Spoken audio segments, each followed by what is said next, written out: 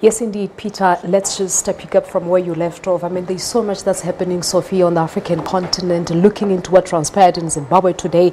Of course, breaking news out of Nairobi, Kenya today, Ivory Coast, Laurent Gbagbo. Let's start in Nairobi. That's a breaking story, of course, this hour. Well, yes, indeed. You saw that there were attacks at that hotel. And you know that Kenya has been battling to try and deal with the security matters. You know that it's surrounded by countries that are very unstable. And all the time when different militant groups start their own activities, Kenya is always a target. And it is for that reason you will realize that countries such as the United States of America and Great Britain are always working closely with Kenya to ensure that they understand the security issues on the continent. And today we saw what happened. Yeah, and we understand that Al-Shabaab has claimed responsibility for the attack. Yes, Al-Shabaab currently has claimed the responsibility for the attack, but the reasons were not communicated. But we know very well that they often do these activities, particularly in Kenya and the neighboring countries. So for me, it is not a surprise that this has happened, and they have decided to communicate with the world that they are responsible for this activity. Yeah, but why is Kenya a target? Kenya a target because it is it has got borders with many countries that are very unstable, and the Al-Shabaab also believe that Kenya is playing a prominent role in trying to bring stability in Somalia, and you know very well that that's where they are operating, and therefore Kenya is seen as an enemy to Al-Shabaab because they are working together with the Americans in terms of ensuring that there's peace and security in the East Africa region, but also with Britain, of course with some African countries, but we know very well that America all the time communicate with Kenya in terms of issues that are related to Al-Shabaab.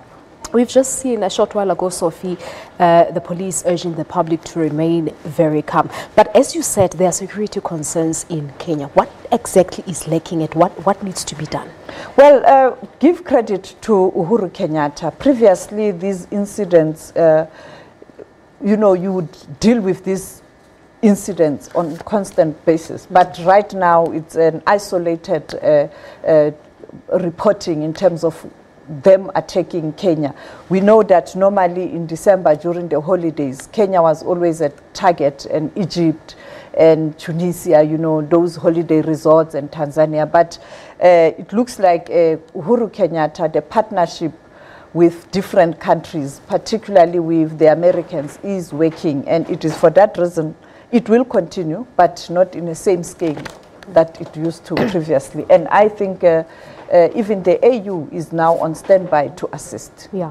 All right. Let's move to the Ivory Coast now. Of course, we've heard the news out of The Hague that the former president, Laurent Gbagbo, has been released. And we crossed our reporter, Hitekwane Magwetse, a little earlier on in Yeoville, where some Ivorians were very excited seeing, and it surprises many people that we talk about 3,000 people who actually lost their lives post the elections in 2010, and yet you still see some Ivorians celebrating the release of Gbagbo. The problem with Ivory Coast, the story of Ivory Coast is not as simple as it's being portrayed.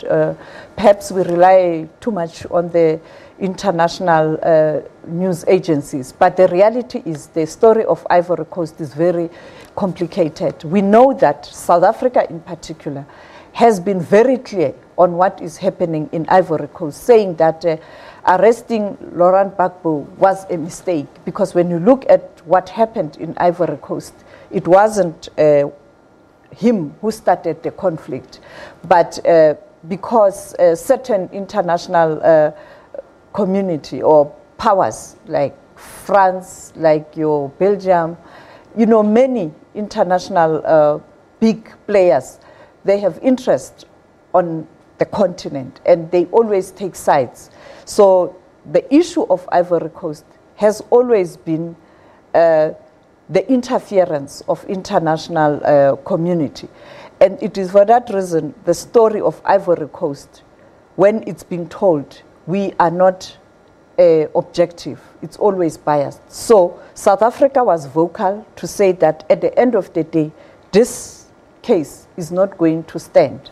And here we are today, 10 years after South Africa pointed out that this is going to be difficult, because you also have to look at who were the rebels when Laurent Gbagbo was the president of Ivory Coast. Those guys were not arrested, and finally they took over power.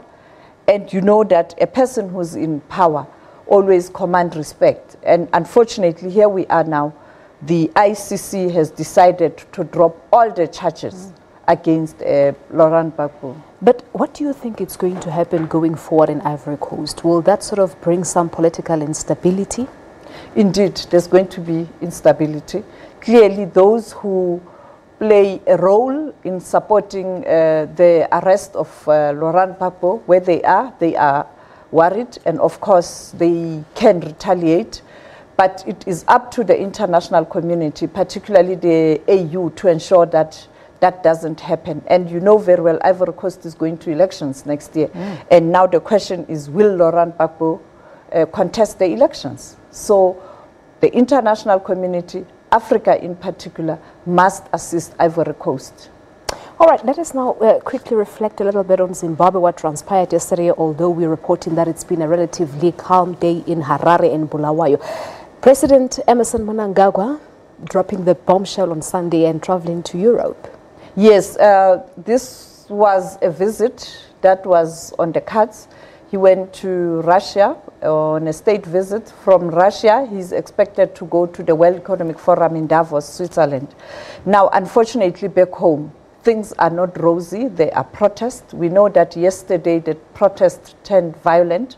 Today we are told that Harare is quiet, but Bulawayo, massive looting there, and business community, they are really, really concerned.